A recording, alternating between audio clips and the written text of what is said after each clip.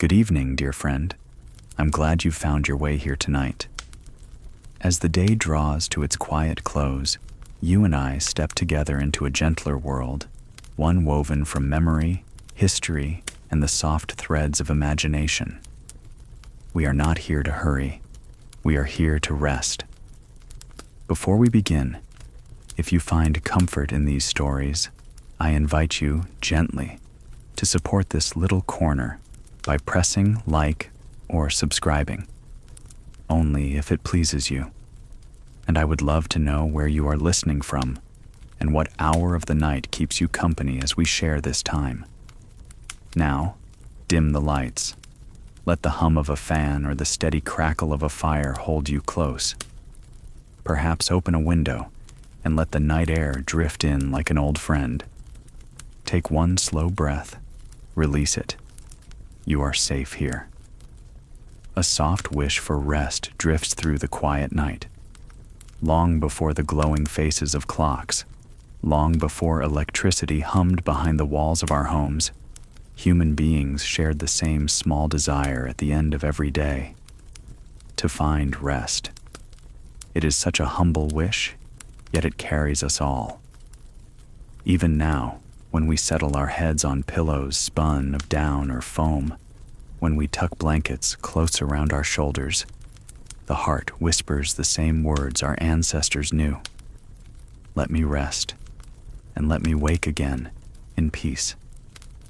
Imagine a woman in the Middle Ages, centuries ago, closing her shutters against the night. Her house is built of timber and stone, a single room warmed by a modest hearth.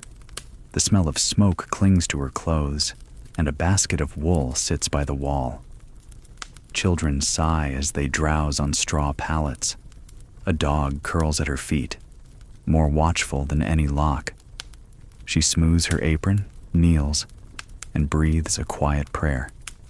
She is not rich, not powerful, but she shares with us the same secret hope, that tonight's sleep will come gently, and morning will greet her kindly. This yearning is older than kings, older than empires.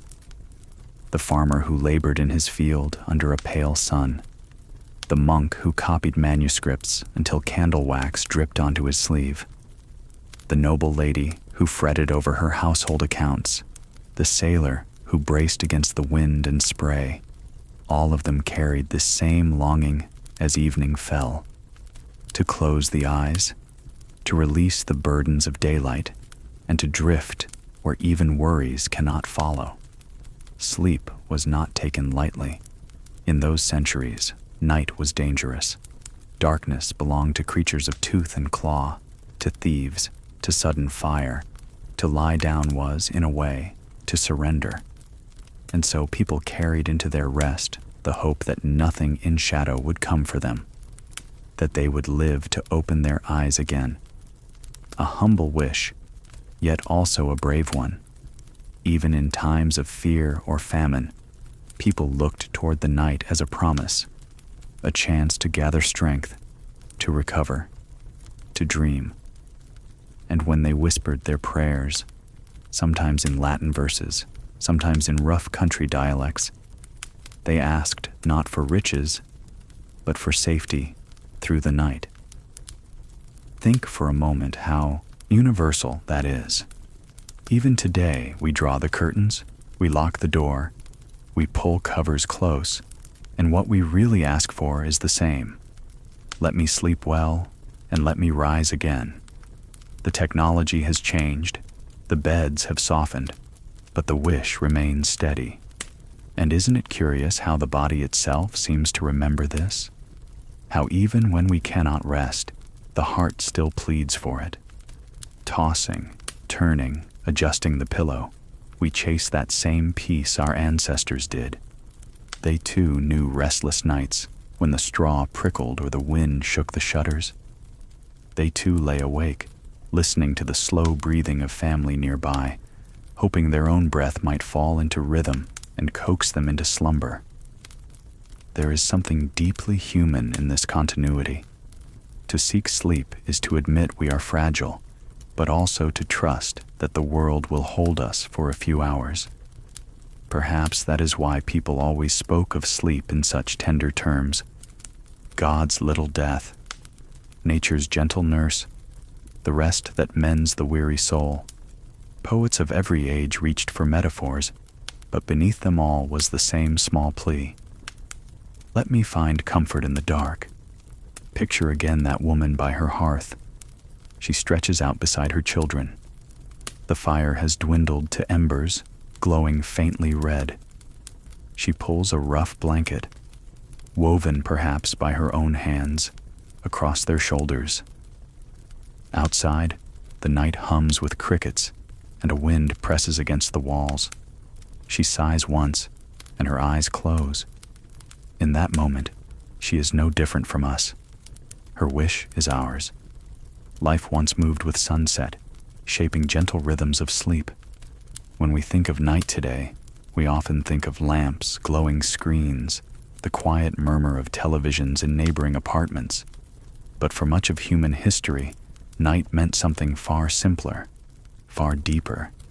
It meant darkness, darkness so complete it could feel like velvet pressing against the eyes, or like a curtain pulled across the world.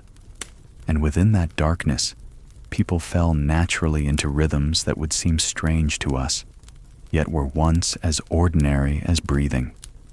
This was the rhythm of the old world, the rhythm of the sun and the fire. Without electric bulbs to banish the shadows, people surrendered to twilight. When the sun dipped behind the horizon and the last streaks of gold faded from the sky, day's work ended whether one was ready or not. The fields grew too dim for sowing, the workshops too dark for stitching or carving. Even castles with their torches and rushlights could not stretch the day beyond a few flickering hours. And so, people turned toward bed sooner than we might expect. Imagine a village lane at dusk. The smith has quenched his forge. The glowing iron is set aside. A baker wipes flour from her arms and fastens the shutters. Children chase one last game before their parents call them indoors. The air cools. Smoke threads upward from chimneys. Then, gradually, windows wink dark one by one, until the village rests in quiet shadow, save for the occasional glow of an ember. It was not laziness or early retirement from the day. It was simply the rhythm imposed by the sun. And in that rhythm, something curious took shape. Sleep arrived not in one solid block, but in two. What we call segmented sleep, or the first and second slumber. After a few hours of early night rest, people would stir awake, not in panic, but in expectation. For them, this wakefulness was as natural as dreaming. Some would pray, reading their psalms by firelight. Others tended animals, adding straw to a pen or stoking the coals of the hearth. Still others whispered quietly to a neighbor or a spouse, sharing words that daylight rarely afforded. Then, after an hour or two, they returned peacefully to bed for their second sleep, carrying them into dawn. Consider how different this is from our world, where wakefulness in the middle of the night is often labeled a disorder, a failing of the body. Doctors prescribe, experts warn, we worry about insomnia. But in those centuries, a midnight stirring was not an illness. It was a gift of extra time, a pocket of quiet in which to think, pray, or simply sit by the fire and listen to the wind. Some marriage guides even suggested this was the best time for intimacy, when the mind was calmed and the body refreshed from its first rest. This rhythm carried across every class and station. Monks, bound by bells, used their wakeful hours for matins, chanting softly in dark chapels. Farmers checked their animals, listening for the low breathing of cows or the rustle of goats. Women might rise to rock a child or to mend a torn garment while the house lay still. And the wealthy, with their feather mattresses and carved frames, were not exempt. Even they woke to the old rhythm, rising to pace their chambers or speak with household attendants. Think of the poetry in this.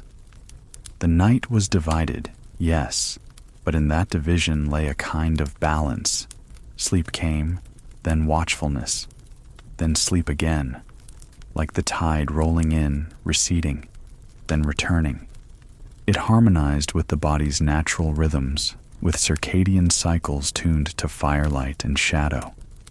Modern science has even found hints that our bodies may still remember this, that the wakefulness at 2 a.m. is not always a curse, but an echo of an older way. Let yourself picture it, a single-room cottage. The family lies down shortly after dusk, wrapped in coarse blankets, lulled by the pop of the fire. Hours later, one stirs. Perhaps it is the father, rising to add a log to the hearth. His movement wakes the mother, who checks on the baby, then sits for a moment, hands folded, murmuring a prayer. A child wakes, asks a question in the half-dark, and is hushed with a smile. Soon the household is quiet again, each drifting into their second sleep. Outside, the moon sails on, patient and watchful. And perhaps, in that long night, the rhythm of life itself felt different. Time was measured not in strict 8-hour blocks, but in flows of waking and resting. Villagers might even plan to meet during the watch, neighbors exchanging words or favors at midnight. Travelers could rise, walk a little by starlight, then return to rest before dawn. The night was not a solid wall of sleep, but a landscape with valleys and clearings, places to wander safely before curling back into dreams. If you've ever woken at 2 a.m. and felt despair, consider instead that you may be keeping company with centuries of souls. They too opened their eyes in the hush of night. They too sat quietly, waiting for slumber to return. They too trusted that the second sleep would carry them gently into morning. So the old rhythm was not broken. It was whole, complete, a cycle as natural as sunrise and sunset. It reminds us that sleep, like life, does not always flow in a single stream. Sometimes it bends, pauses, then resumes. And in that pause lies a kind of peace. First sleep arrives like an early tide upon straw and wood. When the last glimmers of daylight slip away and the house has settled into its evening hush, the first sleep begins. It is a moment so old, so deeply carved into human habit, that even now our bodies sometimes echo it. Imagine the fire dimming to coals, the shutters drawn against the wind, and a family, weary from a day's labor, folding themselves into rest. This is the first descent of night. For peasants, the ritual was simple. A pallet of straw, perhaps enclosed in a coarse sack, was spread upon the floor or lifted on a rough wooden frame. The straw rustled, carried the scent of harvest, sometimes sweet, sometimes musty. Over it, a wool blanket or worn cloak was drawn. Children burrowed close to parents. A dog might find its place at the foot. A cat, unbothered by human concerns, might claim the pillow, if there was one. Then, with a long sigh, lids lowered, and the first sleep took hold. This slumber was heavy, a natural answer to long hours of toil. Farmers, blacksmiths, washerwomen, their muscles had been taxed, their shoulders bent, their feet sore. When they lay down, sleep came swiftly, like a tide rushing up the shore. Even the wealthy, despite their feather beds and embroidered sheets, felt the weight of the day. Sleep was not a luxury, but a necessity, demanded by every bone and sinew. Yet the quality of first sleep was not only about exhaustion, it was also about safety. With family gathered together, with animals nearby, with the fire banked low, there was a sense, however modest, of being enclosed, of being guarded. The outside world might teem with uncertainty. Wolves in the wood, thieves on the road, storms pressing at the eaves. But inside, pressed shoulder to shoulder, the sleepers felt cocooned. And in that cocoon, the first sleep descended deeply. If you've ever collapsed onto a bed after long exertion, you know the feeling. Limbs so heavy they cannot be moved, the mind falling silent almost against its will. Medieval accounts speak of people slipping into this first sleep so soundly that bells, wind, even nearby movement could not stir them. And it lasted hours, a rich, unbroken stretch, before the body began to rise again. Doctors of the time, guided by humors and ancient texts, even encouraged this pattern. They believed the first sleep allowed the body to digest, to balance fluids, to restore. The second sleep, following the wakeful watch, refreshed the mind and spirit. It was a rhythm not only practical but natural in their eyes. And so, when a man or woman sank into that first phase, they believed they were obeying the true order of life. Picture a cottage, rough beams above, the smell of smoke still hanging. Outside, the world is ink black, stars bright above fields of frost. Inside, the sound is of breath, long, steady, overlapping in harmony. A child stirs, then sinks deeper. A father shifts, pulling the blanket closer. Somewhere, a hen tucked by the hearth clucks softly in its sleep. All of it weaves into a chorus, and the first sleep holds them all. But it wasn't always peaceful. Straw prickled. Fleas stirred.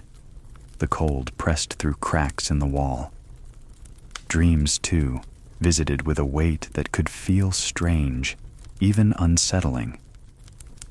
For medieval people, these dreams mattered. They might wake briefly, heart pounding, certain the vision held meaning.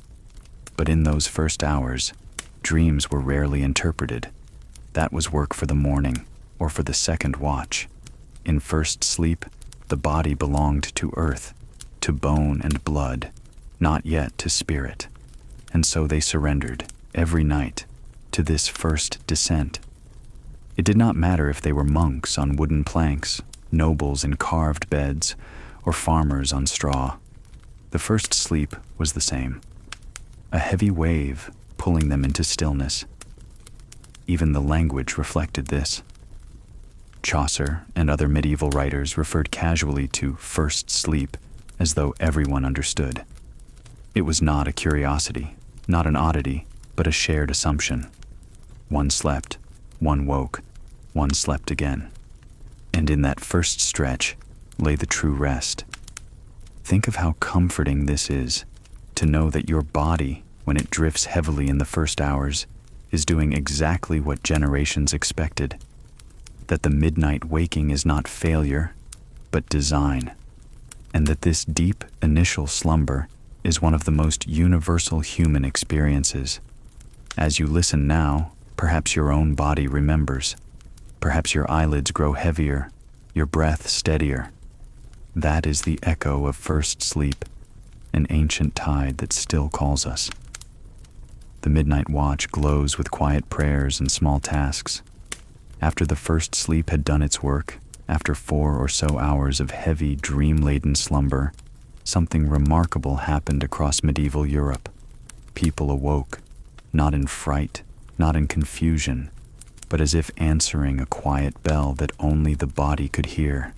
This was the midnight watch, the wakeful interlude that lay between first and second sleep, and for many, it was one of the most important hours of the day, though the day had not yet arrived. Imagine it, a cottage in the English countryside, the year perhaps 1320. A husband and wife stir beneath a woolen blanket. The embers of the hearth have dulled, but the faintest red still glows. One rises, places a stick gently upon the fire, watches a small flame catch. The other sits up, rubs her eyes, and begins to murmur a prayer.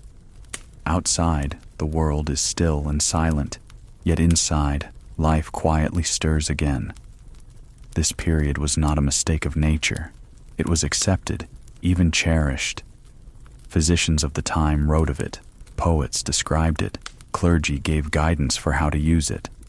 To be awake at midnight was no more unusual than being awake at noon.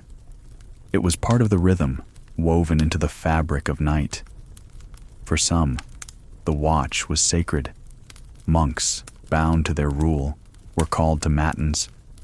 Bells tolled, pulling them from their pallets. Rows of men or women rising in silence, filing into chapels. There, by flickering candles, they chanted psalms into the darkness, voices rising and falling like waves in an unseen sea. Imagine standing there, breath clouding in the cold air, the sound of dozens of voices joining in solemn harmony, while the rest of the world lay quiet. It was not interruption. It was devotion. For others, the watch was practical. Farmers checked their animals, making sure no goat had slipped the pen, no cow strained against a rope. A housewife might begin kneading dough, readying bread for dawn. Shepherds abroad in the fields took the chance to listen for wolves or thieves. Soldiers on campaign sharpened blades, whispering with companions by firelight. These were tasks best done when others slept, when stillness gave safety and focus. But not all was labor. There were softer uses of the watch. Lovers found these hours to be private, with children asleep and neighbors unaware. Writers of marriage guides, half practical, half pious, recommended the watch as the best time for intimacy, when bodies were rested from the first sleep and minds free of daytime burdens. In these quiet hours, families whispered together, confided worries, or told stories that daylight never allowed. The watch also offered a rare space for solitude. Consider how few moments of privacy most medieval people had. Homes were shared, beds were shared, tasks were constant. But in the stillness of midnight, when one woke while others slumbered, there was a gift of time. To sit by the hearth alone, to think, to pray, to mend a piece of clothing, to breathe. This was not wasted time. It was cherished. Even literature of the age reflects it. Chaucer, in his tales, mentions the rhythm of first and second sleep, as though his readers would nod in recognition. Manuals of devotion included prayers to be said between the first and second sleep. Farmers' almanacs noted the usefulness of the hours before cock-crow. The midnight watch was not eccentric. It was ordinary, and yet, for all its normalcy, it carried a faint shimmer of mystery. To wake in the dark, while the world outside lay hushed, was to stand in a threshold between times. Dreams still clung to the edges of thought. The body was both rested and expectant. It was a liminal moment, a doorway. Some feared it, believing spirits roamed more freely then. Others cherished it, believing angels walked nearest in the hush of night. Either way, the watch carried weight. Picture yourself there. A wooden stool drawn close to the fire, a cup of warm ale or milk in hand. The firelight throws long shadows on the wall. You hear the creak of beams in the wind, the slow breathing of children, the occasional cough of a neighbor across the room. You are awake, yet not alone. All across the village, other homes hold other souls stirring, praying, tending, whispering. Together, though apart, you share the watch. Modern minds often see sleeplessness as failure, as something broken in us. But here's the truth. For most of human history, to wake in the night was simply what we did. It was part of life. The watch was not an enemy to be conquered, but a companion to be welcomed. And if ever you find yourself awake tonight, staring at the ceiling in silence, perhaps you can remember this. You are not failing. You are simply echoing the ancient rhythm. Second sleep returns like a tide, carrying dreams toward dawn. Once the watch had played its quiet part, Once prayers were said, embers stirred, and whispers exchanged. The body longed for its return to rest. This was the moment of second sleep, the downward slope into slumber that carried people from the stillness of midnight into the pale light of morning. To the medieval mind, this second sleep was not simply a continuation of the first, but its completion, its flowering. Imagine the scene. A family in a timbered house settles once more onto their straw pallet. The father, having checked the goat pen, returns to his place. The mother, her prayer finished, lies back beside him. A child, who had stirred for water, curls again into a blanket. The fire is banked low, but the faint glow of coals is enough to comfort. Around them, the night presses, deep and quiet. Eyes close once more, and the second sleep begins. This slumber had its own character. If the first sleep was heavy, earthy, driven by weariness, the second was lighter, more threaded with dreams. It was a time when visions came, when minds wandered through fields, not of grain, but of imagination. Medieval writers often spoke of the second sleep as a place where the soul was more active, more porous to messages, both divine and dangerous. Priests counseled the faithful to guard their thoughts, to remember prayers, for dreams could open doors. Yet the people did not fear it. They leaned into it, allowing the second stretch of rest to carry them toward the cock's crow. They understood that work awaited, fields to till, bread to bake, animals to feed. But for these last hours of night, they let themselves be carried. Science, in later centuries, would suggest that the first sleep held more deep-wave rest, repairing the body, while the second was richer in REM, shaping memory and dream. But medieval people, though they lacked the terms, knew the difference instinctively. They rose from second sleep with minds refreshed, bodies ready, and often with stories of dreams to share. Picture a monastery dormitory. Dozens of monks return from matins, their chants still echoing faintly in their ears. They lay once more upon wooden planks, pulling thin blankets close. Sleep descends again, softer, gentler, perhaps threaded with visions of saints or struggles with temptation. The silence is profound, broken only by the occasional cough, the shifting of a robe. By the time dawn bells ring, second sleep has done its work, leaving them clear-eyed for prayers of lauds. In noble households, second sleep brought its own rituals. Attendants might slip quietly into chambers at dawn to stir fires, but until then, lords and ladies rested. Some used the watch before to read or pray. Now they surrendered to dreams. Their beds, great wooden structures draped with canopies, became little sanctuaries of privacy in a world that allowed so little of it. The feather mattress cradled them, the embroidered sheets shielded them, but the rhythm of second sleep was the same as that of the peasant on straw. 2 sleeps, separated by a watch. There is a tenderness in this rhythm. The first sleep, heavy and physical, emptied the body of its fatigue. The watch, wakeful and purposeful, offered reflection. And the second sleep, lighter and dream-rich, tied it all together, weaving rest into wholeness. It was not a flaw. It was harmony. Think of yourself lying awake at 2 a.m. You may fret. You may count hours lost. But what if, instead, you saw yourself as standing on the edge of an ancient river?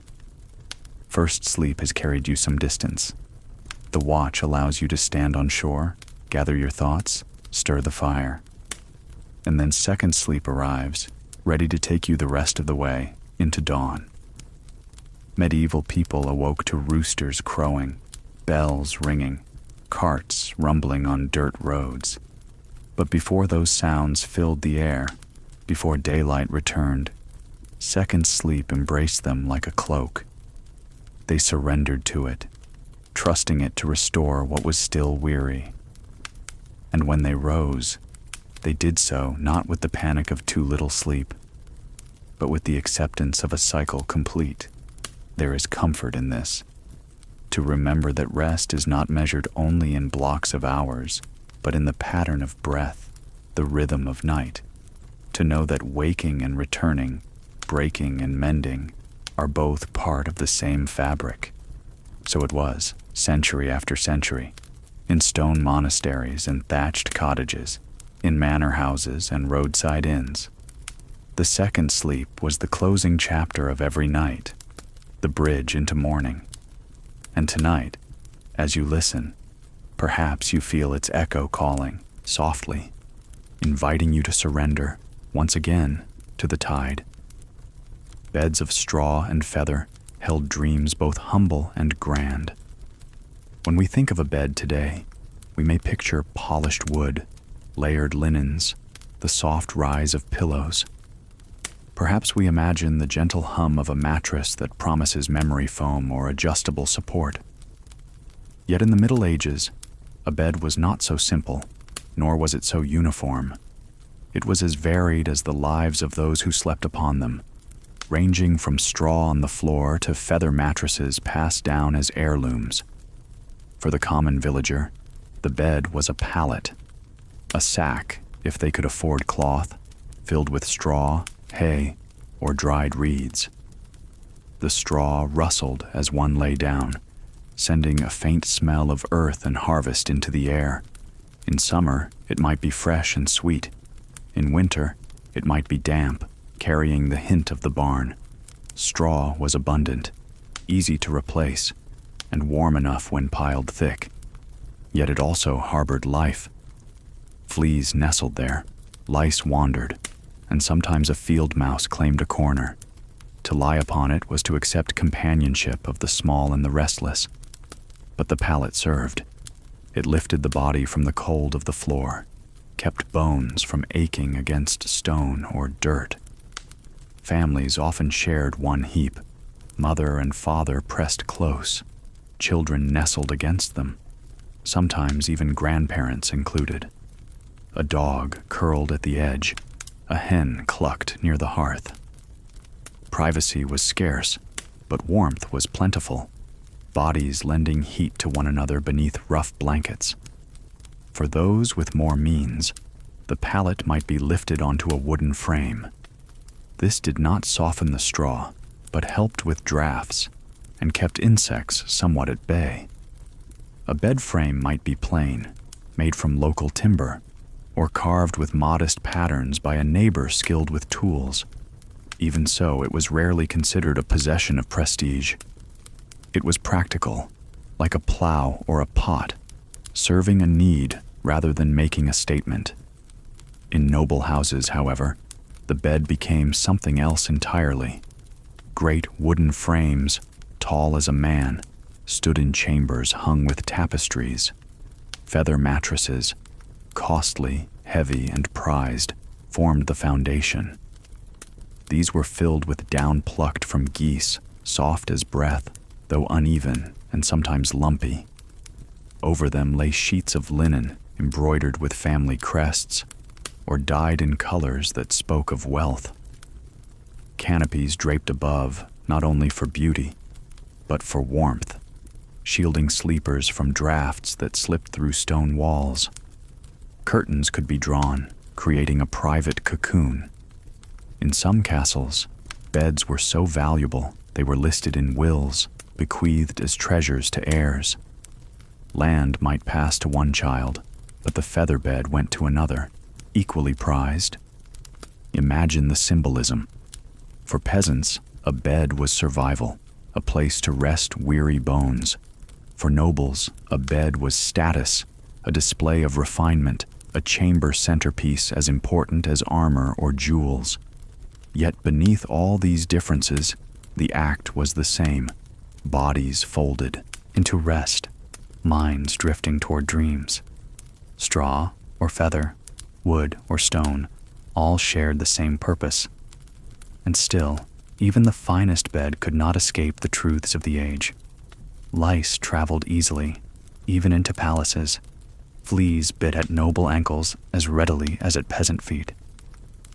Sheets were changed rarely, washed less often, and perfume or herbs might be scattered to disguise smells. The grandeur of feather and canopy did not erase the humbler realities of sleep in a world without soap in abundance or regular bathing. Yet in memory and imagination, beds carried warmth. Children pressed close to their parents, listening to the crackle of the hearth. A mother whispered a prayer. A father muttered a promise to rise early for the fields. In manor houses, attendants drew curtains tight, leaving their masters in a small world of fabric and feather. In monasteries, pallets lined the floor in tidy rows, stark but sufficient. All served the same need, to shelter dreams. Consider the sound of it.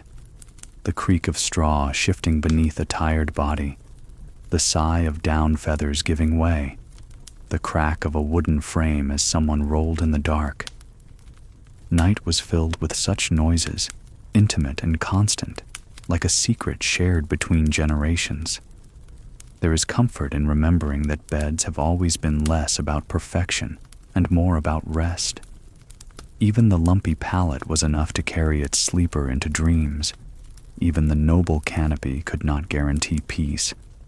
Sleep came not from the bed itself, but from the body surrendering to it. And so the poorest villager and the wealthiest lord shared something eternal, the yielding to night. Perhaps tonight, as you lie upon your own bed, whether simple or elaborate, you can sense this long history. Beneath you is not only mattress or frame, but centuries of habit, of trial and error, of families sharing space and nobles sharing pride. Each bed was a vessel for the same fragile cargo, the human need for rest. Nightcaps and covers wrapped sleepers against drafts and doubt. In a world where walls were stone and windows were horn, where the wind slipped easily through thatch and doorframe, warmth was not a given. Sleep was not only a matter of rest, but of survival, and so medieval people wrapped themselves in whatever comfort they could muster. Chief among these defenses were the humble nightcap and the layers of covers that cocooned weary bodies against the cold breath of night. Imagine the still air of a 15th century cottage. Outside, frost silvers the field and the sound of wind brushes the eaves. Inside, a fire has been banked to embers, glowing but no longer fierce. A family settles into bed, yet the chill of the night still nips at ears, fingers, and toes. So cloth is drawn up, caps are pulled low, and layers are gathered. The body, covered and enclosed, begins to loosen its hold on wakefulness. The nightcap was simple in form, but rich in meaning. For men, it was often a cone-shaped piece of wool or linen, long, enough that the tip draped down beside the cheek or over the shoulder. For women, it might resemble a coif tied beneath the chin, modest and secure. The purpose was plain, to keep the head from losing heat, for even then it was known that warmth fled fastest through the crown. Yet beyond that, the nightcap carried quiet signals of life and station. A cap embroidered showed wealth, a plain one showed thrift. For married women, the covering of the head, even in sleep, could be seen as part of modesty and duty. One can picture it. A nobleman, his feather bed a mountain of softness, yet still donning a cap before surrendering to dreams. Or a peasant, wrapped in a patched hood, resting upon straw, cap pulled close against his brow. Different worlds, the same solution. Covers were equally varied. The poor made do with wool cloaks, perhaps the same garment worn in the day, spread across bodies in the night. Families layered themselves together beneath one heavy cloth, the warmth shared more than any blanket could offer alone. the wealthy commissioned quilts of linen stuffed with wool, or, at the highest levels, even with feathers. These could be brightly dyed, patterned with geometric designs, or stitched with family crests. In cold chambers of stone, the canopy bed's curtains were drawn, sealing in warmth and holding back the drafts. To us, the image of a nightcap may feel quaint, even comic. Dickens's Ebenezer Scrooge, candle in hand, long tassel brushing his shoulder. But to those who lived with winters unbroken by central heating, with only fire and fabric as defense, the cap was no joke.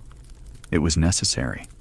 Without it, nights could be sleepless, ears numbed, hair stiff with frost. And covers, too, were more than mere comfort.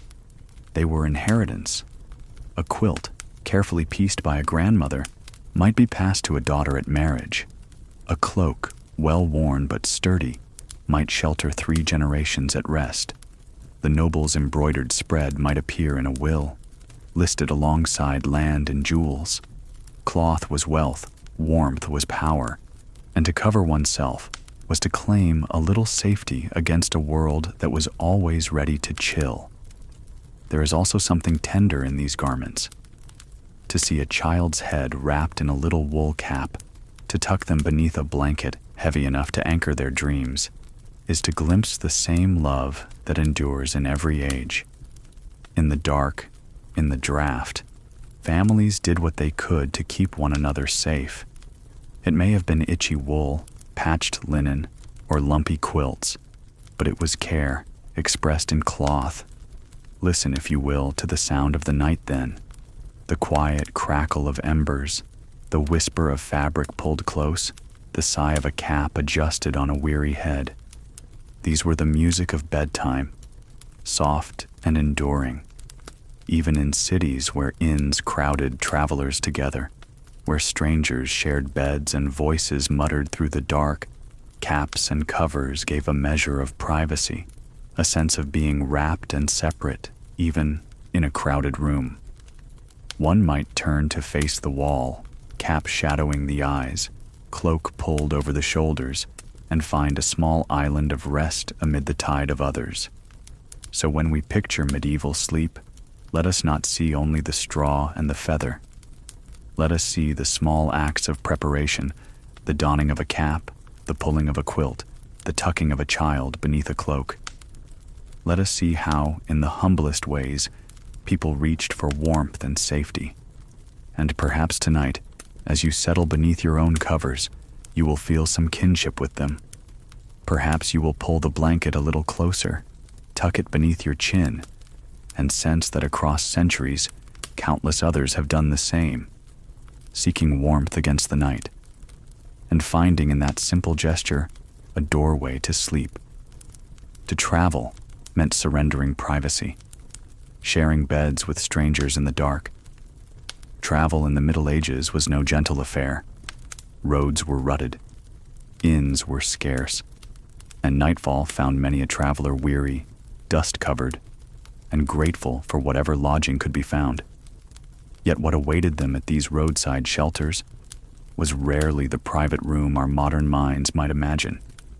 Instead, the weary guest was almost always invited, or required, to share a bed with strangers. Picture a timber-framed inn on the edge of a bustling market town. The air smells of smoke, ale, and damp wool. Merchants have arrived from distant villages, pilgrims have trudged in, boots caked with mud, and a soldier or two have found their way to the hearth. The common room hums with voices, but upstairs, beyond a creaking staircase, lies the true test of travel. Rows of beds, each one already half filled. A weary newcomer is led not to a private chamber, but to a half-occupied pallet where someone already snores. This arrangement was not considered rude. It was necessity. Space was limited, wood was costly, and travelers were many. Inns operated more like human beehives than solitary retreats. A bed might hold 2 or 3, sometimes 4, depending on its size and the temperament of its occupants. Gender separation was sometimes attempted, but often abandoned when rooms overflowed. To lie beside a stranger was no more scandalous than to sit beside them at a meal. Imagine yourself, then, slipping into such a bed. You roll to one side, careful not to disturb the man already there. He smells faintly of smoke and leather. His cloak is wrapped tightly around him, his boots still near at hand.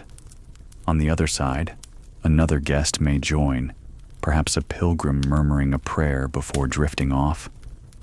The night passes with the shuffle of limbs, the chorus of snores, the occasional cough. Privacy, as we know it, was a luxury almost unimaginable.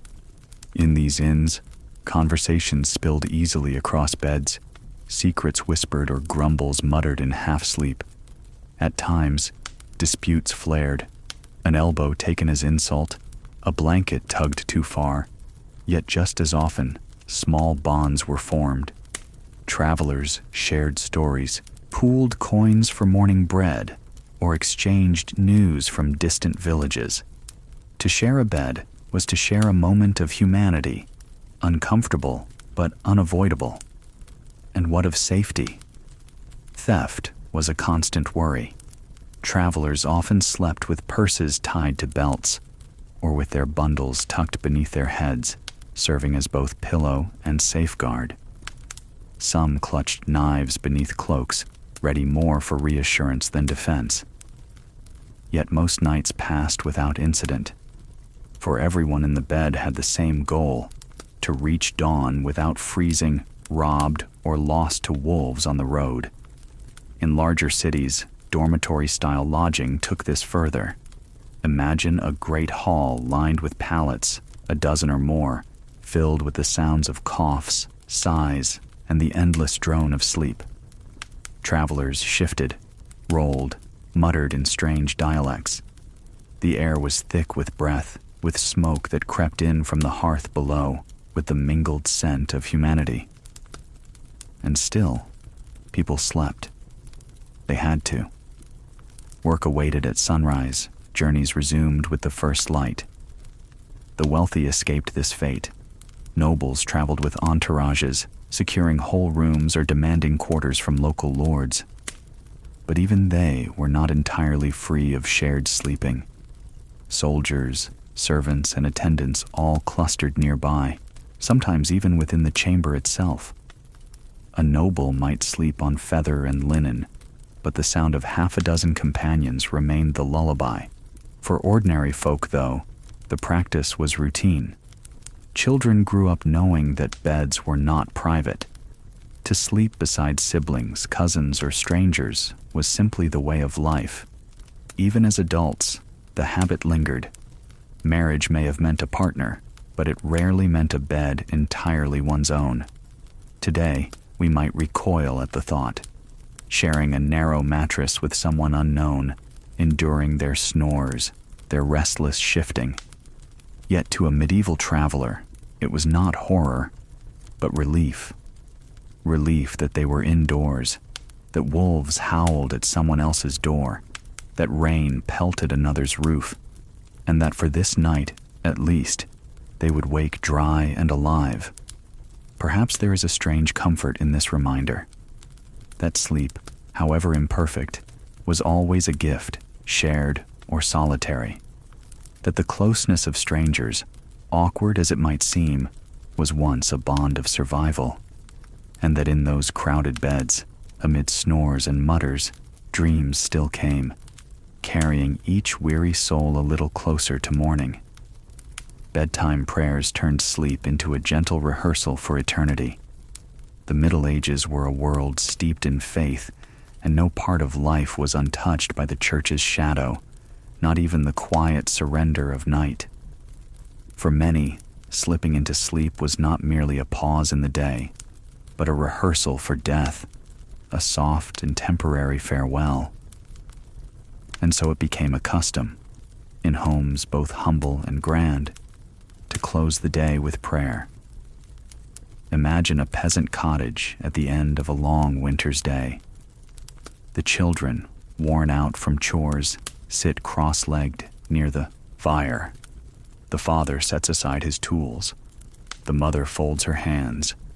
Together, they recite words passed down for generations, words meant to shield them from whatever might stalk the night, illness, fire, or something more sinister. The crackle of embers fades, replaced by murmured voices, a low chorus of hope and fear. In wealthier homes, the ritual had more formality. A noblewoman might kneel beside her bed, clasping a rosary. A lord might recite psalms from a small illuminated manuscript, the flicker of a candle dancing across painted saints. In monasteries, the practice was even more structured. Compline, the final service of the day, gathered monks in candlelit chapels. There they chanted psalms, confessed faults, and commended themselves to God's care before returning in silence to their pallets. Why such devotion at day's end? Because in the medieval imagination, night was dangerous.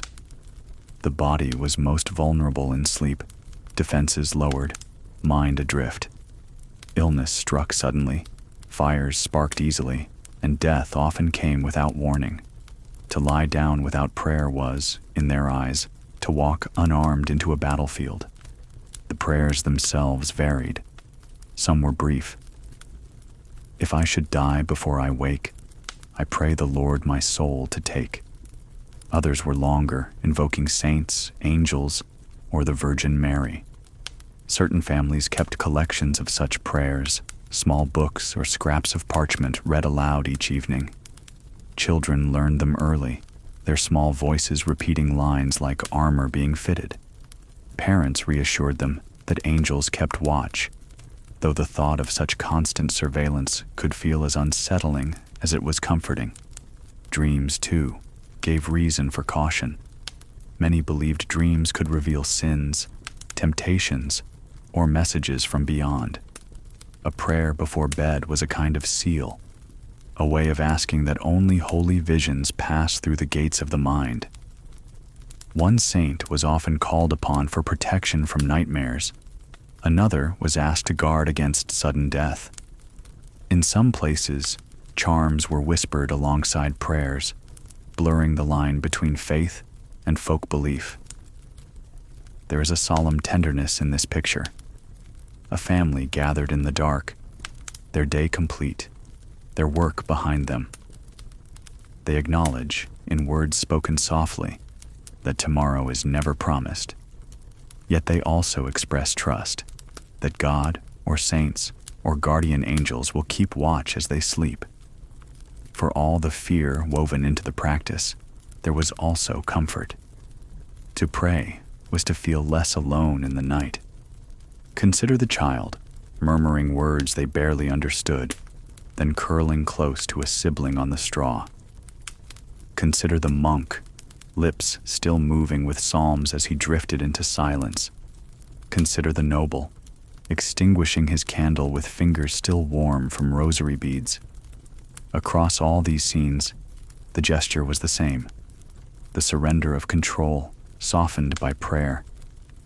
We may smile at their solemnity, their fear of demons and sudden death, yet we too whisper words before sleep, not always prayers, perhaps, but hopes, a wish for rest, a thought of loved ones, a small acknowledgement of the day behind us.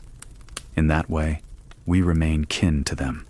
And so, medieval bedtime was not complete until voices had been raised, however softly, to the heavens. Only then, wrapped in both cloth and faith, did people close their eyes. And if death came in the night, as it sometimes did, they believed their last words would not be cries of fear, but prayers already spoken. Dreams were lanterns, guiding souls with signs in the dark. Once the prayers were said and candles blown to smoke, the night unfolded its other mystery. Dreams.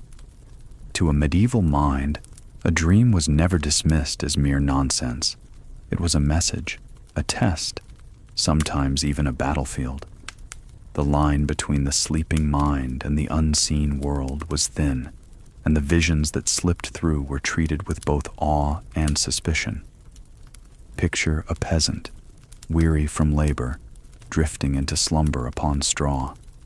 His dream shows a field of fire, flames leaping higher than any harvest. At dawn, he tells his wife. She frowns, certain it means misfortune is coming. Perhaps a neighbor will quarrel, or a storm will strike. A nobleman, resting beneath feather quilts, dreams of a river overflowing. To him, this might mean purification, or danger, or some tangled mixture of both. Whatever the dream, it was taken seriously, as though the night itself had spoken. In monasteries, dreams were recorded. A monk might wake from a vision of angels or demons, and dutifully note the details, to be examined by superiors. Some were seen as divine revelations, gifts of insight. Others were treated as temptations, distractions placed by the devil. To dream of a feast could be gluttony's whisper. To dream of a woman might be lust. To dream of fighting might be pride. Even in the safety of a cloister, the mind was thought to reveal hidden sins under the cover of sleep. Entire texts circulated on the interpretation of dreams. Scholars quoted the ancients, drawing on Aristotle, Cicero, or later, Augustine. Manuals suggested that dreams of birds could mean freedom, that dreams of water might foretell cleansing or danger, that dreams of fire might warn of wrath. There were, of course, contradictions, but this did not diminish the fascination. The dream was a riddle to be solved, and the solving itself gave a sense of control over the chaos of life. At times, dreams became part of literature, woven into tales of knights and saints. Chaucer's Pilgrims spoke of them. Poets described journeys through dreamlands where virtue and vice wore human faces. Dreams gave authors permission to describe the strange and the symbolic, to turn sleep into a stage for lessons and allegory. Readers and listeners, in turn, nodded knowingly. They too had wandered strange paths in the dark of night. And then there were those who claimed visions. Some nuns and monks, deeply devout, reported seeing Christ, or Mary, or saints in their sleep. Their accounts were preserved, celebrated as signs of holiness. Pilgrims traveled miles to speak with such visionaries, to touch the walls of their cells, to carry away a blessing from one who dreamed of heaven. Yet others, who told of darker visions, were not praised but feared. For a dream of demons might mean possession, or worse, weakness of soul. There is a curious mix of tenderness and fear in these practices. Imagine waking from a dream of a loved one long gone and believing it was truly their spirit come to visit. Imagine waking from a dream of falling into shadow and fearing it was the devil's hand. To us, these may seem superstitions, but to them, they were threads in the tapestry of faith, woven tightly into daily life. Perhaps most haunting was the belief that what one did in a dream mattered. To steal bread in sleep might reveal a greedy heart. To speak cruelly in a dream might betray a secret pride. The soul, they thought, was active even as the body lay still, and so dreams were not escapes, but mirrors. To confess one's dreams was as important as confessing one's actions. In this way, night extended the reach of conscience. Yet there was also comfort. To dream of angels was reassurance. To dream of light breaking darkness was hope. To dream of a saint's gentle words was balm for the weary. In these visions, people found courage to face another day, believing they had glimpsed a promise. As the night stretched, so did these visions. A field might become a sea. A whisper might become a sermon. A flicker of fear might grow into a hymn. And when dawn came, the dream remained, carried into conversation, prayer, and memory. Even today, we sometimes wake with the sense of having been spoken to, though we shrug it off as the mind's tricks. But the medieval sleeper would not have shrugged. They would have nodded solemnly, shared it at table, or whispered it in confession. To them, the dream was never trivial. It was a lantern in the dark.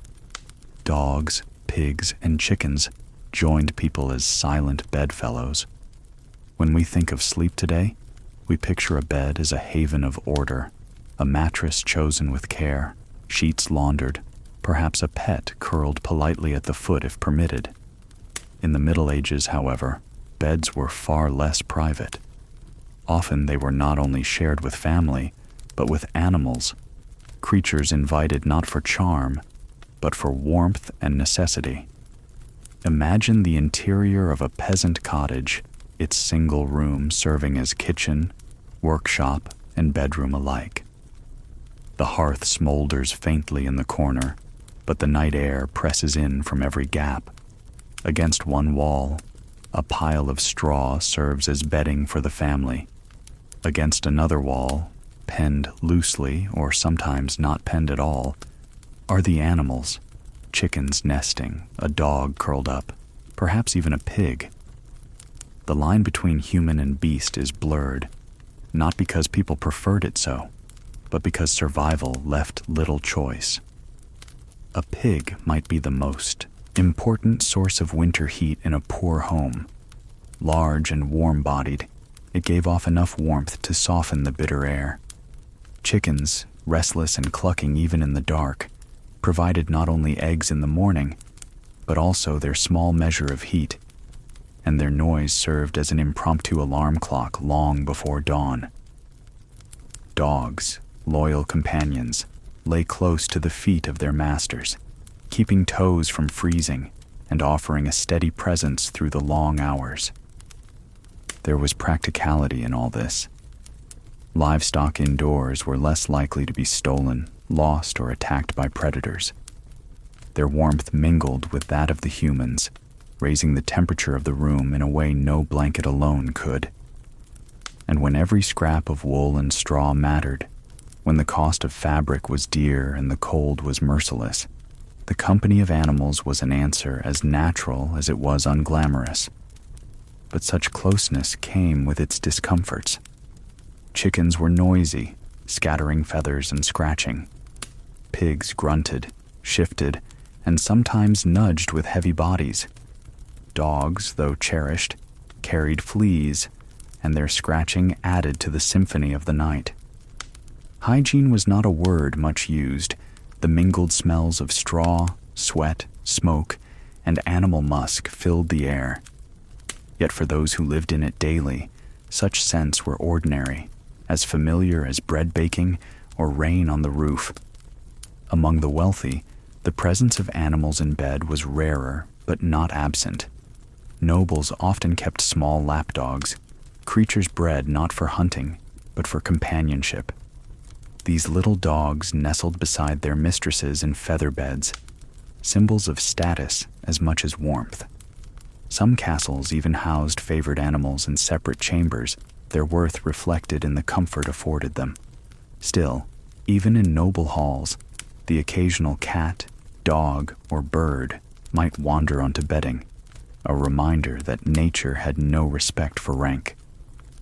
Folklore, too, colored the presence of animals at night.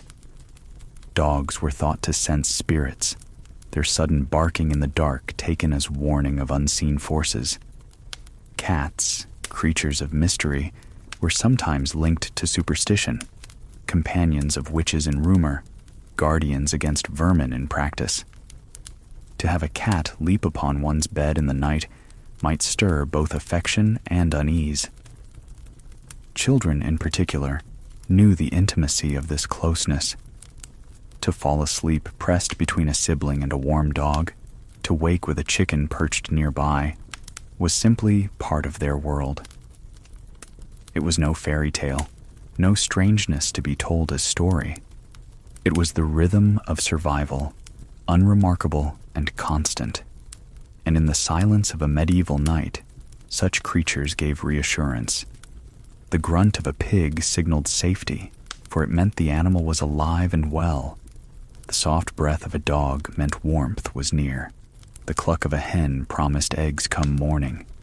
To modern ears, these sounds may seem intrusive. To theirs, they were a lullaby of continuity, proof that life persisted through the cold and dark. There were risks, of course. Animals carried disease, spread pests, and occasionally caused harm. Yet the balance of comfort and necessity tipped in their favor.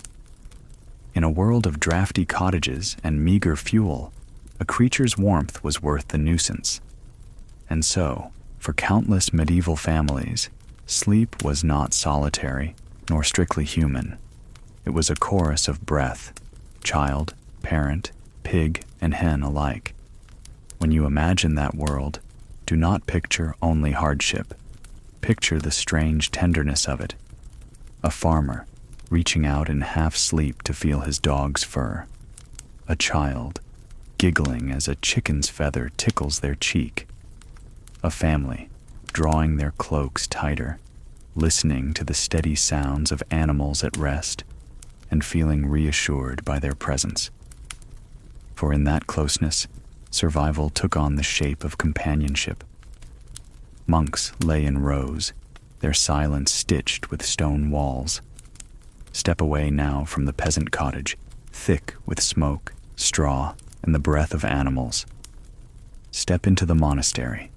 Stone walls cool even in summer, corridors echoing faintly, the hush of centuries folded into their arches. Here, too, people slept. Yet sleep in a monastery was unlike any other. The rule of Saint Benedict, followed by many monastic houses, prescribed every hour of a monk's life. Work, prayer, meals, even silence, all had their place. And sleep, though necessary, was treated as another discipline, not a pleasure.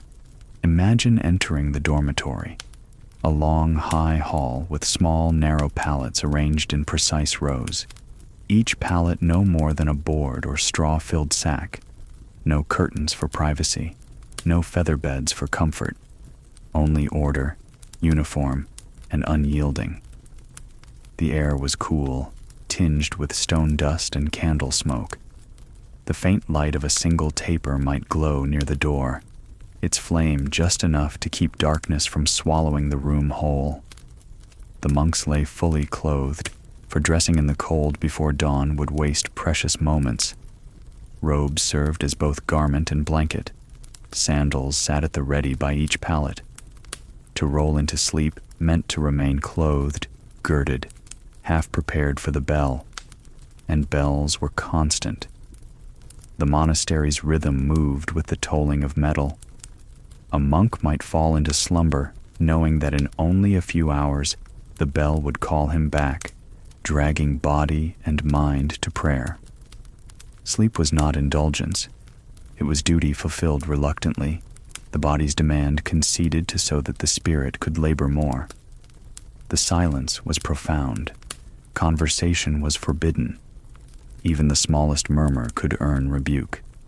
Each monk lay still, hearing only the creak of boards, the cough of a brother, the occasional rustle of straw. Snoring, though tolerated, tested patience, for it could not be silenced. And so monks learned to rest despite it, to fold even that noise into their endurance.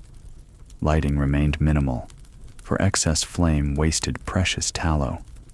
The room was shadowed, faces barely visible in the dim. One could sense the presence of others without seeing them clearly. There was safety in numbers, yes, but also a deep, pressing reminder that individuality mattered little here. Each man was another figure in the row, bound to the same hours, the same discipline, the same vow. For some, the austerity was strength. To deny the body was to free the soul. Sleep upon hard boards taught humility. Lack of privacy curbed pride. To be roused at midnight for prayer tested obedience. And to endure discomfort without complaint was itself considered holy. To others, it was a trial, the longing for softness, for warmth, for even a moment of solitude. And yet, within these stark walls, there was a strange peace. The very silence that weighed so heavily also wrapped the room in stillness.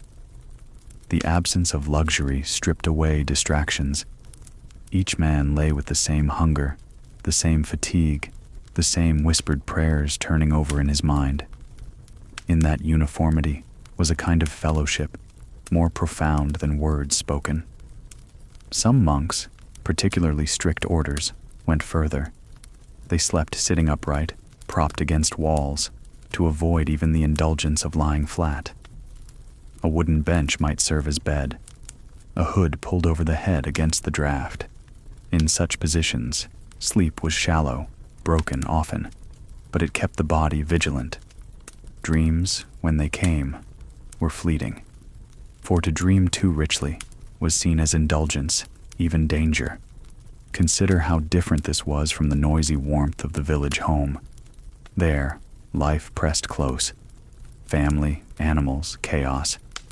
Here, life was restrained, pared down to silence and stone. Yet in both places, sleep was sought, though by such different paths. One crowded, the other austere. Both bound by necessity. If you listen carefully, you can almost hear it. The faint breathing of many men, the stillness punctuated by a cough, the slow shifting of fabric against straw. Each sound echoes softly in the vaulted space, carried along stone, swallowed again by silence. It is not comfortable, but it is steady. And for men who had given up the world, steady was enough. Bells called sleepers to candles and psalms before dawn. Sleep in the monastery was never left to itself. If the dormitory gave rest, the bell gave reminder. In the middle of the night, often around 2 or 3 in the morning, the silence was broken by a sound that carried through stone corridors, the toll of iron, deep and insistent. It was the summons to matins, the nighttime vigil. Imagine the scene. A monk, half dreaming, stirs at the first strike. The sound seeps into his rest like a wave across still water. Eyes open reluctantly.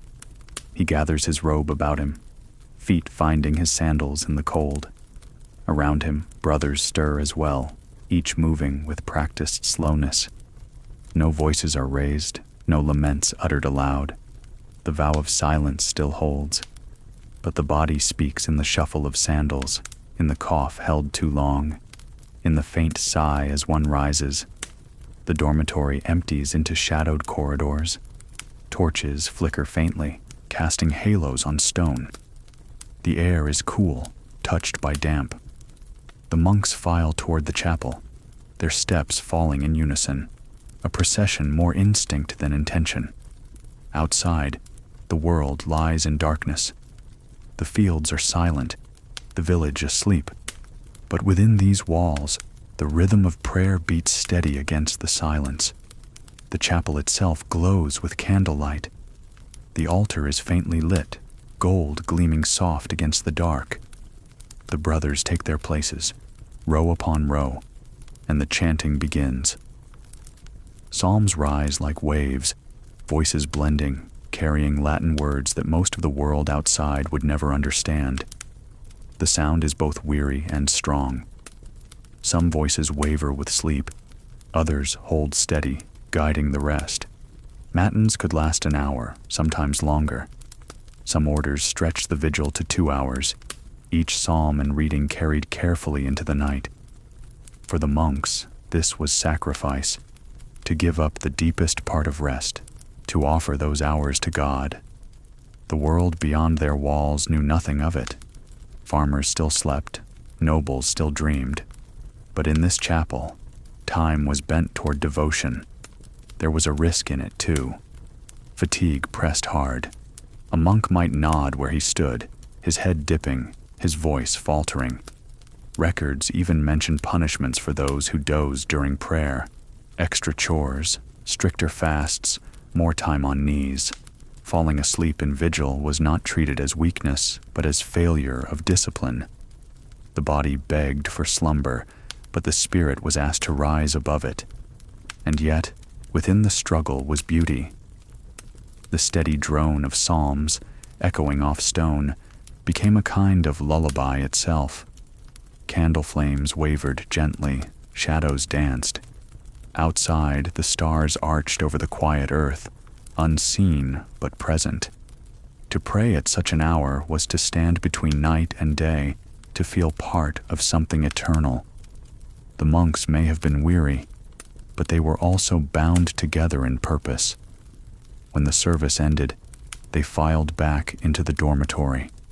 Some orders allowed a return to bed, a second sleep before dawn. Others moved straight into reading or manual labor. In either case, the night had been broken, divided by prayer. Sleep was fragmented, but faith was reinforced. It is easy to imagine the toll this took on the body. To wake in the coldest part of night, to chant on empty stomach, to bend one's knees on stone, none of this was gentle. But the monks believed that the soul was strengthened in the struggle. To deny comfort was to practice for eternity. To rise when the body begged to stay still was to prove obedience. And so the vigil became part of life, unchanging across centuries. The bell, the corridor, the chapel, the psalms. Night after night, winter and summer, fatigue and strength. It was discipline turned into rhythm, rhythm turned into memory, memory turned into devotion. Soldiers rested uneasy, armor clinking through restless dreams. The monastery bell fades now, and we leave the hush of psalms for the clangor of camps. The life of a soldier in the Middle Ages demanded not only courage on the field, but vigilance in the hours meant for rest, to sleep in armor. It sounds almost absurd to us, like trying to slumber inside a chest of pots and pans. Yet for many knights and men-at-arms, this was the reality when danger pressed too close. Picture the scene of a campaign, a field littered with tents, torches guttering low, horses shifting restlessly at their tethers. The night air holds both smoke and tension, for no one knows when an enemy might strike. Within the canvas walls of a tent, or sometimes with nothing more than a cloak against the open sky, soldiers tried to sleep. Helmets might be set aside, gauntlets removed, but breastplates, mail shirts, or quilted gambesons often remained on the body. To strip down entirely would be folly. Too slow to rise should the alarm be sounded. The discomfort was immense. Mail pinched skin, iron pressed hard into bone. Every shift of the body caused a faint clink, a rustle of chain against chain. To roll over was to stir both yourself and those beside you. And yet, the men adapted. Fatigue was stronger than comfort. After hours of marching or fighting, even a stone floor could welcome the heavy-eyed. Some found tricks. A shield became pillow, curved surface cradling the head. A cloak thrown over armor softened the press of metal. The warmth of comrades huddled close provided some relief from the chill. Still, rest was never deep, never safe. The ear strained always for sound. A horse startled, a horn blown, the rush of feet. To sleep in armor was to sleep with one eye of the spirit open. There were darker moments too. In castles under siege, defenders often kept their armor close, even wearing it through the night. Picture a garrison knowing the walls might be breached at any hour, flames licking the wooden gates, stones falling from trebuchets. To lie down without protection was to invite death in sleep. And so men endured nights of sweating under metal, dreaming of battle while half living it still. Chroniclers mention how soldiers came to smell of iron and sweat, how armor left marks on skin, how tempers grew short from weariness. The body ached, the mind dulled, yet the discipline of war demanded endurance. In a sense, The armor became part of the man, so constant that he forgot its weight until it was removed. To sleep with it was merely another burden among many. For the night, there was also symbolism. Armor was protection not only against blades, but against fear. To keep it on in slumber was a statement. I am ready.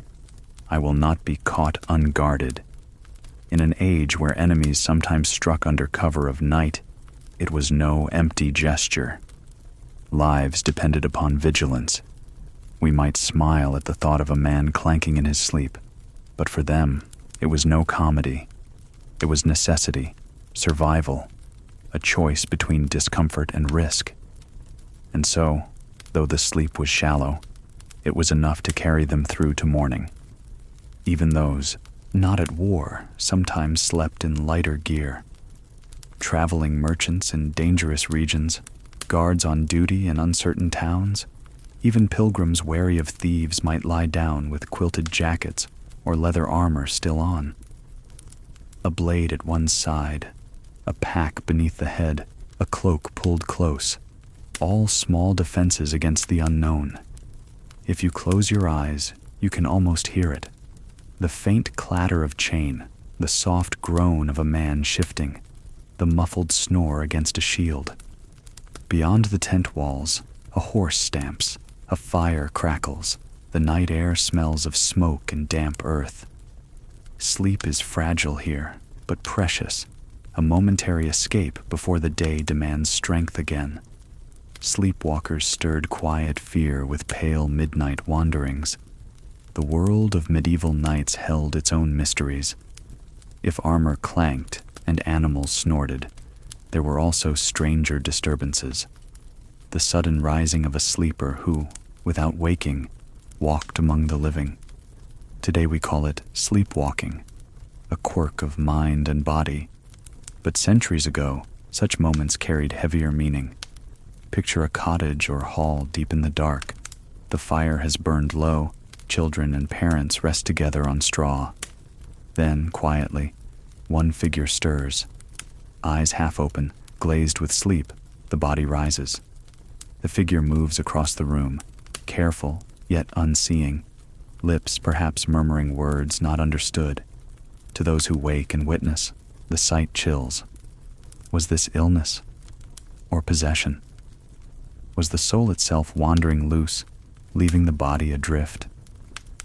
In an age where much of life was filtered through religion and superstition, such behavior drew swift interpretation. Some whispered that the devil had hold of the wanderer, moving them like a puppet through the night. Others said the soul had slipped free, wandering on errands of its own, leaving only a husk behind. To see a sleepwalker pause, gaze toward an empty corner, or reach for a door was to feel the uncanny press of other worlds.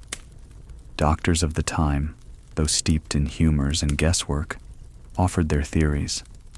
Too much black bile, they said, or indigestion after heavy meals.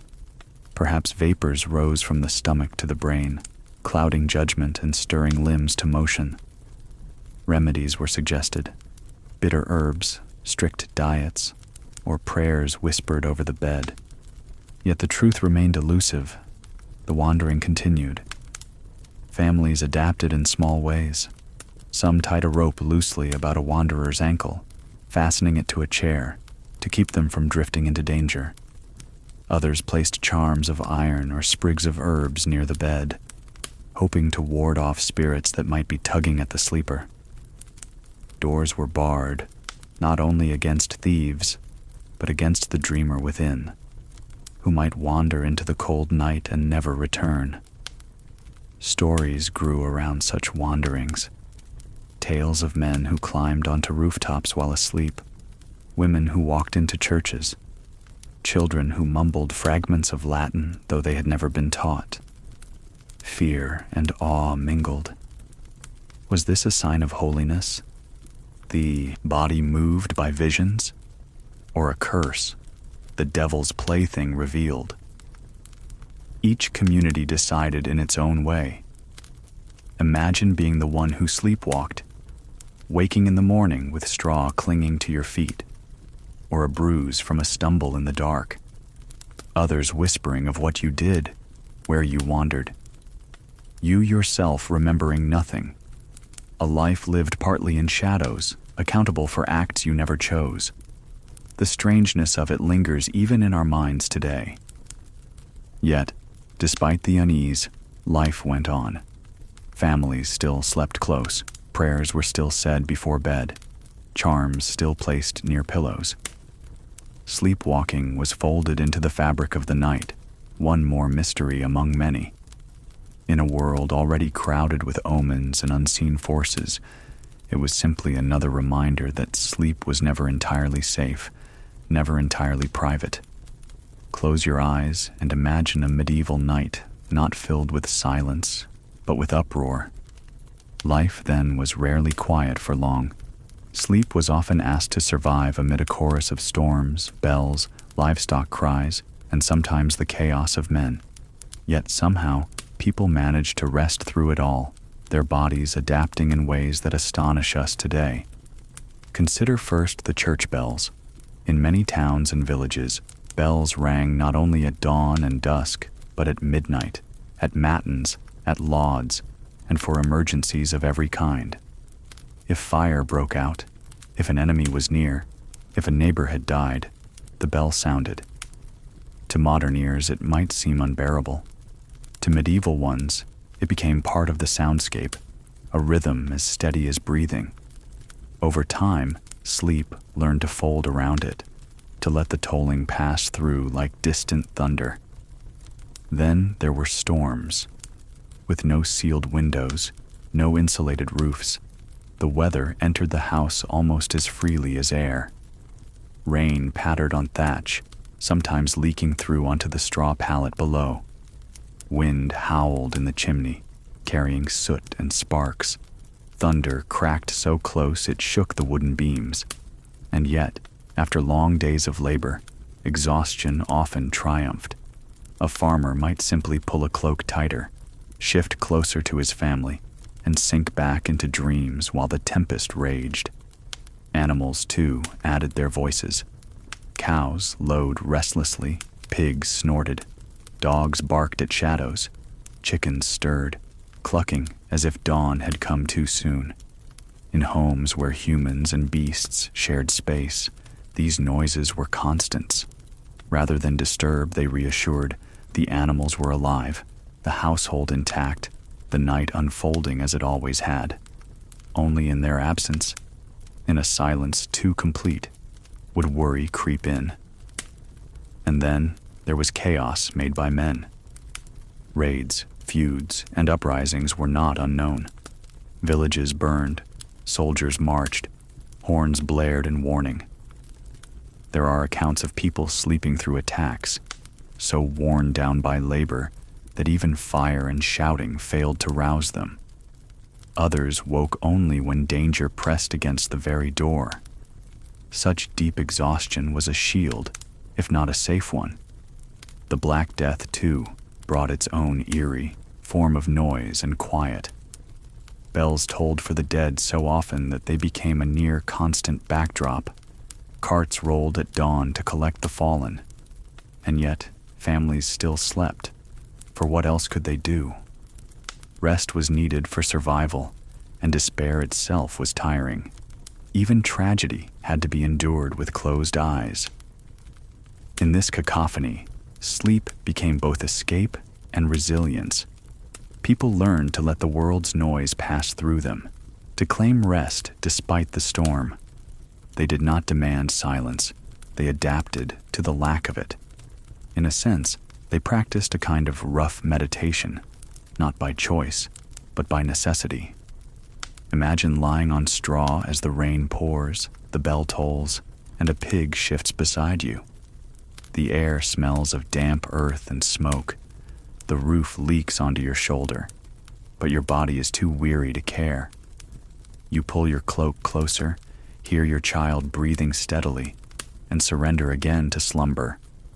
That was medieval rest, fragile, noisy, but enduring. Alone in bed once meant danger, not comfort. When we think of rest today, solitude often feels like a gift. A bed of one's own, sheets unrumpled by anyone else, silence thick enough to hear the faint rustle of night air. These are signs of comfort. But in the medieval world, to sleep alone was rarely a blessing. It was often viewed with suspicion, or even as a subtle form of peril. Most homes, especially among peasants, were small, one-room structures. Beds were shared by necessity. Parents, children, and sometimes grandparents pressed together on straw pallets. Servants might curl at the foot, guests folded into corners. Warmth was reason enough. Winters were biting, and stone walls or drafty timber did little to hold heat. Human bodies did what hearth fires could not. They kept one another alive through sheer closeness. To lie down alone was to invite cold, but the unease ran deeper. Darkness was believed to be the devil's favored hour. Spirits, demons, or fairies prowled when the world slept. To be solitary in such hours meant to be vulnerable. A household's shared bed was not merely warmth, but a fortress, one soul protecting another, witnesses against unseen temptations. Many parents refused to let children sleep apart for fear that spirits might lead them astray. Superstition painted the solitary sleeper as at risk of possession. Alone, the mind might wander into sinful dreams. Alone, a spirit could slip inside unnoticed. Some texts even suggested that sleeping alone encouraged sinful thoughts, while sleeping together acted as moral guardrails. A row of children at the edge of their parents' bed was not only practical, but protective, a human hedge against shadow. Even in monasteries, where silence was law and obedience supreme, communal sleeping was enforced. Dozens of monks lay side by side in long dormitories. To be ordered to sleep apart was a punishment, a mark of shame. Isolation was not considered restorative, but dangerous. The very act of being alone thought to breed disobedience. For married couples, solitude was equally odd. Husbands and wives were expected to share beds, often with children or servants added in. A noble couple might enjoy a feather mattress and a canopy, yet even they were rarely truly alone. Servants often slept nearby, within earshot, if not within reach. The notion of two people occupying a great bed without anyone else would have struck many as extravagant, perhaps even suspiciously indulgent. Travelers encountered this contrast most starkly. At inns, beds were communal by rule. To request a chamber alone was costly and unusual, reserved for nobles with the money to demand privacy. Ordinary folk laid side by side with strangers, surrendering space for the sake of shelter. Better a snoring neighbor than wolves outside the door. Solitude was neither expected nor safe. The communal bed, then, was not only about necessity, it was about trust. The warmth of a child's body, the steady snore of a parent, the murmured prayer of a grandparent, all reminded the sleeper that they belonged, that the night was faced together. To be alone was to step outside of that shared circle, to hover closer to shadow than to safety. Imagine a small cottage on a winter night. A dozen souls curl together, straw rustling, breath clouding in the cold. A candle guttering low at the hearth casts a weak glow. In such closeness, elbows jab, feet kick, snores rise and fall. But beneath it all is reassurance. No one faces the night alone. And then imagine, by contrast, a solitary figure on a bed apart. No breath but their own. No warmth but what thin blankets provide. No witness if something should stir in the dark. To the medieval mind, that silence was ominous, not soothing. It is a reminder of how much our notion of comfort has shifted. What we cherish, solitude, privacy, personal space, was once a cause for worry.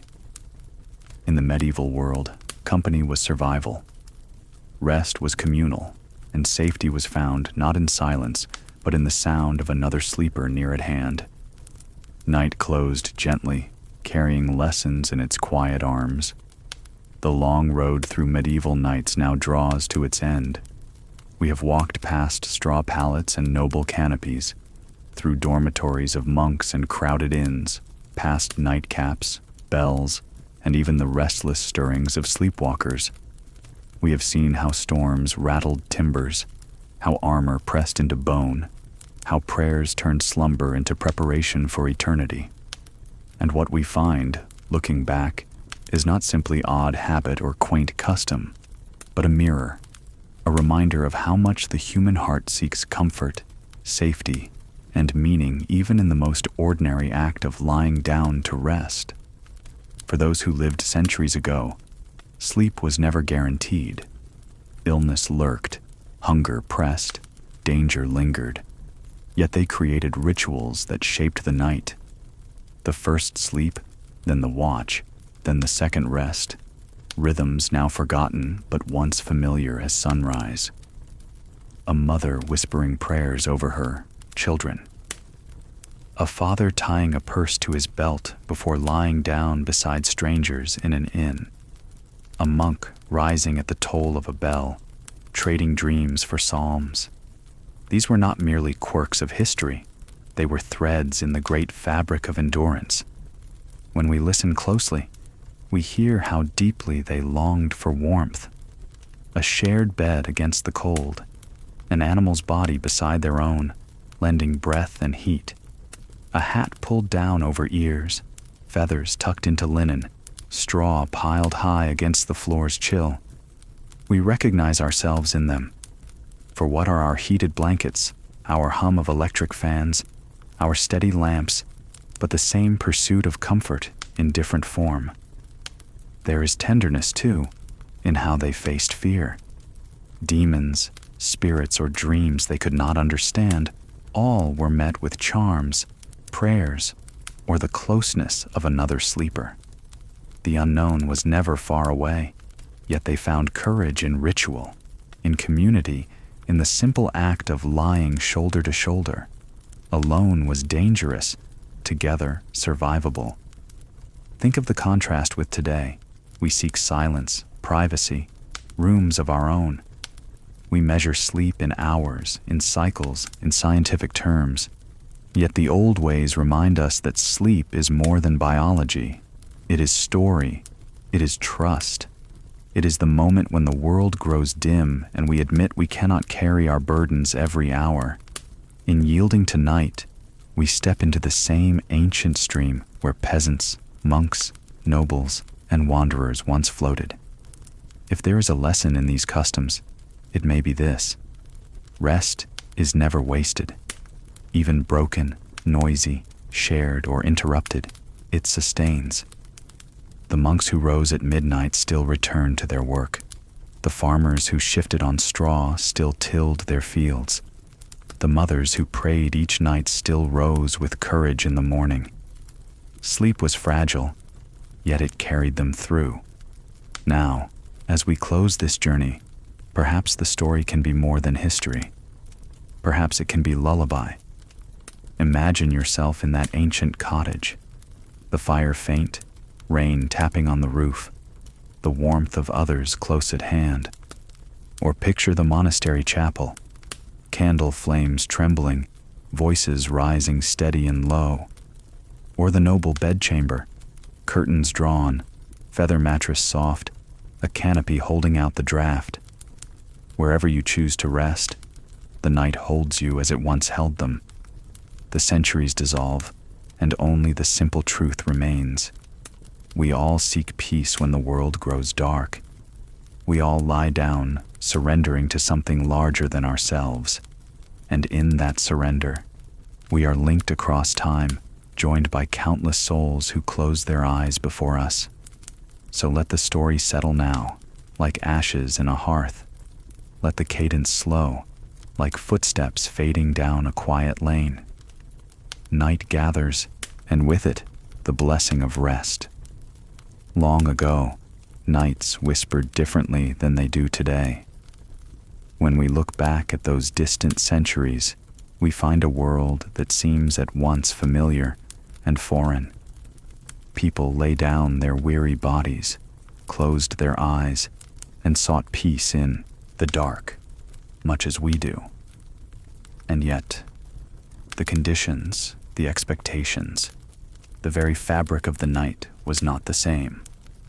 Their evenings were steeped in rituals we have lost, shaped by fears and necessities that no longer haunt our beds. In those times, the glow of a hearth was the only light to mark the hours. When the fire dimmed, darkness pressed in like a second blanket, heavy and absolute. Sleep was segmented, divided, accepted in pieces. To wake in the night was not failure, but simply part of the rhythm.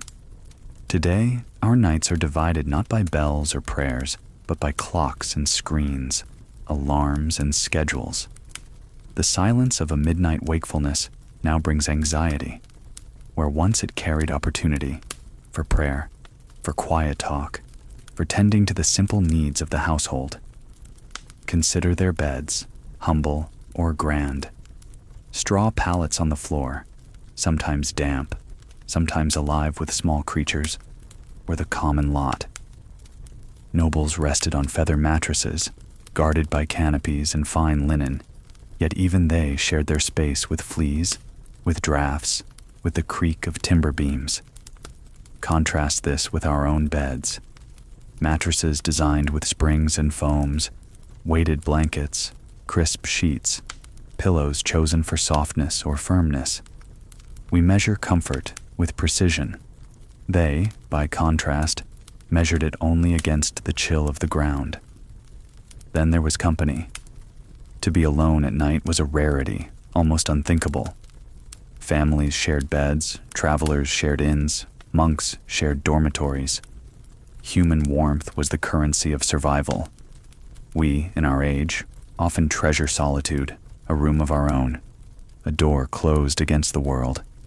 Privacy is the modern luxury. Togetherness was the ancient shield. And yet, beneath these differences lies a simple sameness. The body still longs for rest. The mind still drifts into dreams, sometimes strange, sometimes sweet. The heart still looks for safety, for warmth, for a sense that the night will pass and morning will return.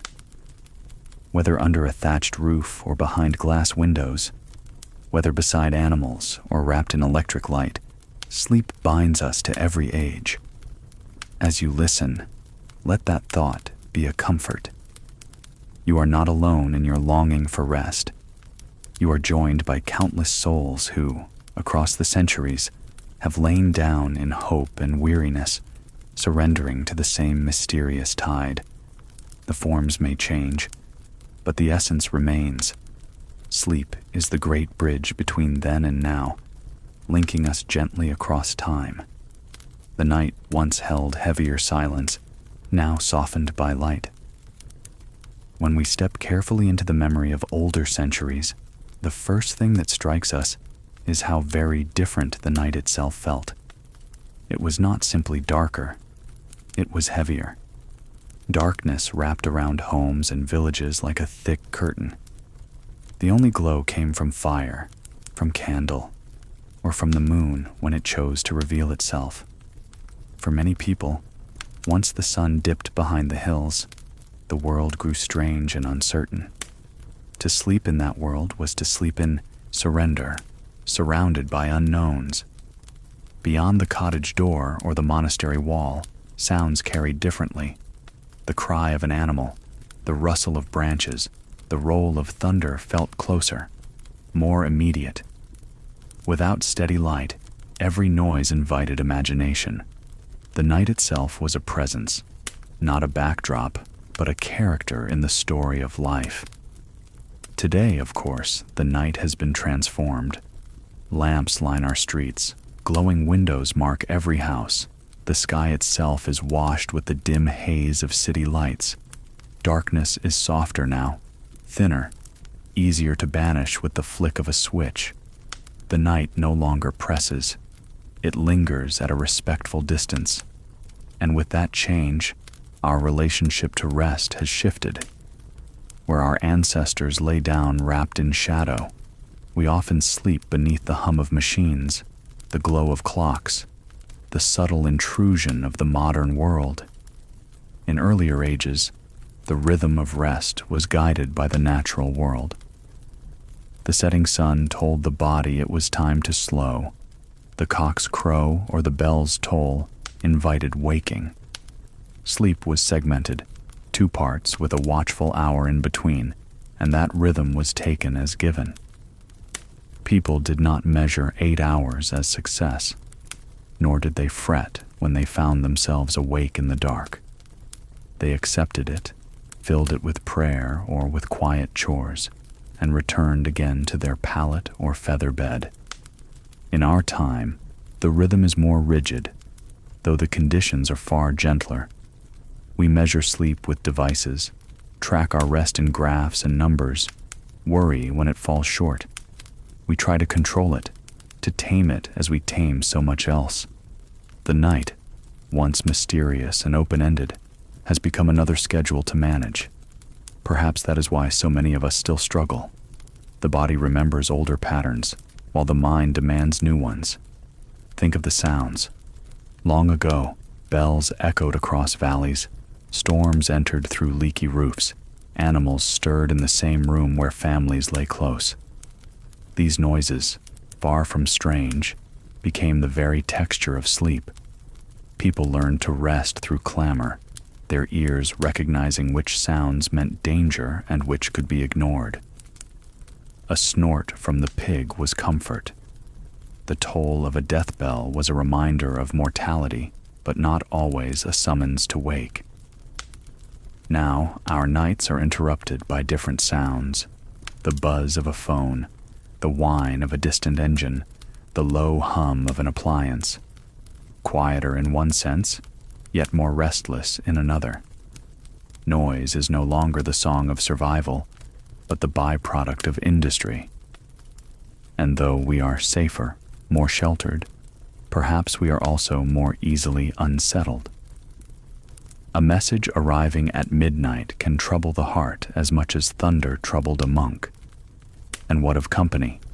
In earlier centuries, no one slept alone by choice. Solitude was considered a risk both to health and to spirit. To share a bed with kin, with servant, even with stranger at an inn, was the natural order. Warmth and watchfulness were stronger in numbers. Today, privacy is the prize. Our homes are divided into rooms, our beds wide enough for 1 or 2, our children placed in separate spaces. We guard solitude as they once guarded closeness. Neither is wrong. Both are shaped by circumstance, but it reveals how even the meaning of comfort shifts with time. There is tenderness in reflecting on these changes. The medieval family, curled together under rough cloth, knew the security of presence. The modern sleeper, alone in a quiet room, knows the security of control. Both find their peace where they can, and both are united by the same fragile truth, that sleep is a letting go, a surrender no matter how the bed is arranged. Technology has changed the shape of the night most of all. Where once the stars guided travelers, now satellites cross the sky unseen. Where once fire gave warmth, now thermostats hum quietly. Where once a prayer whispered before sleep was thought to guard the soul, now we trust locks, alarms, and medications. The form has changed, but the longing beneath is the same. We all wish to lie down and feel safe enough to drift away. And so, as you listen, perhaps you feel the contrast without judgment. The past is not to be envied nor pitied, but understood. Their nights were full of hardship and mystery. Ours are full of comforts and new worries. The heart, across all these centuries, beats with the same wish: to rest, to dream, to be carried safely into another dawn. Rituals of rest, then and now. Old prayers and small gestures once guided the night. When we think of ritual today, we often imagine something grand, a wedding, a graduation, a public holiday. But for people in earlier centuries, ritual was woven into the very fabric of each day, and never more so than in the moments before sleep. To them, the night was not simply a pause between one labor and the next. It was a threshold, and thresholds required care. In medieval villages and towns, bedtime was rarely casual. Before lying down, families gathered for prayer. Some recited the Psalms, others whispered memorized verses, children often repeating after their elders in voices heavy with drowsiness. The words were part confession, part plea, part preparation for what might come. Death, after all, was never far. Illness struck suddenly, fires spread quickly, and sleep itself was understood as a cousin of mortality. To end the day without prayer felt reckless, like leaving a door unlatched against the wind. For monks and nuns, the ritual was stricter still. The service of Compline marked the end of the day, complete with psalms, hymns, and a vow of silence that lasted until dawn.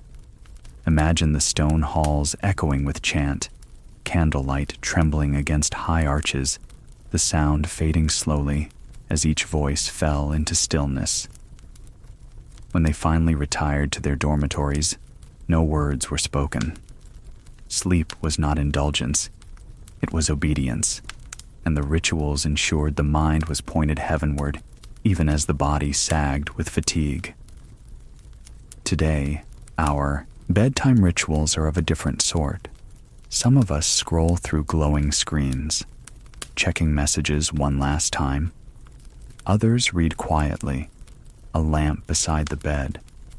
Some brew herbal tea or set white noise machines to hum like distant waves.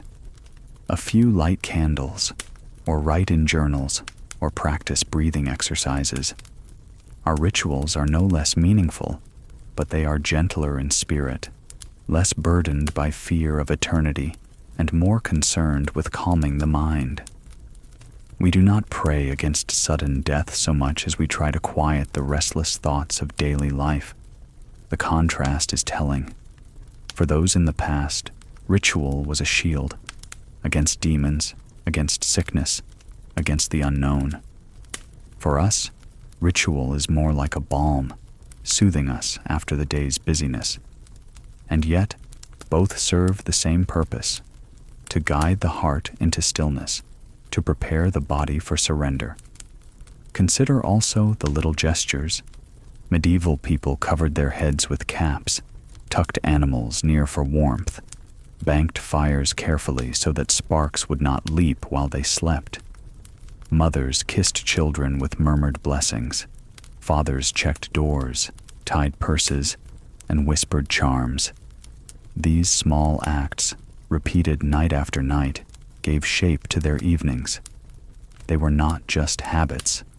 They were anchors, reassuring the mind that all had been done to secure peace. We too have our gestures. We check that doors are locked, though now they click with metal and bolts rather than wooden bars. We adjust thermostats, draw curtains against the city glow, set alarms not against demons but against oversleeping. Parents still tuck children in, perhaps with a story or a song rather than a prayer. We place phones on bedside tables, much as they once placed charms or crucifixes, objects meant to guard or comfort. What is striking is not the difference, but the continuity. Humans have always needed ritual, however small, to ease the passage into night. The forms change, but the longing does not. A whispered prayer, a lullaby, a quick glance at the window latch. All are ways of saying, I am ready to release the day. I am prepared to rest. And in reflecting on these rituals, something gentle arises. The past may feel remote, its customs quaint, its fears strange. But at the heart is the same impulse we know today, the desire to feel safe enough to close our eyes. Their words were older, their dangers different, but the gesture, folding hands, breathing out, letting go, is timeless.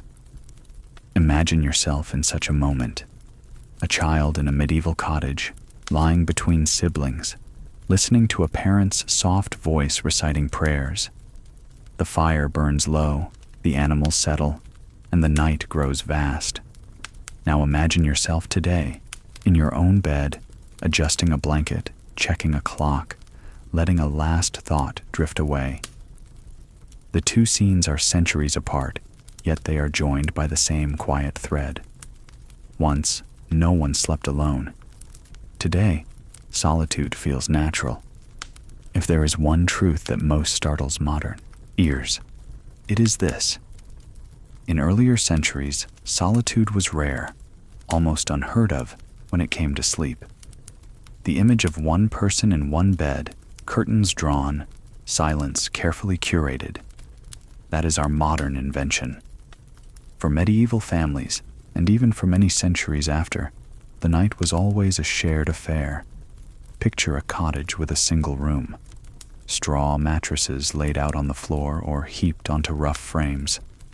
A mother, a father, several children, perhaps even a grandparent, all within reach of one another. A dog might curl at their feet, a cat nestle into the straw, a hen cluck softly in the corner. Heat was precious, space was limited, and safety came in numbers. To be alone in the dark was to be vulnerable, to cold, to spirits, to robbers, to one's own fearful thoughts. At inns, the rule was the same. Travelers were placed together without hesitation. Beds were shared by strangers, sometimes two, sometimes three or more. The expectation was not privacy, but practicality.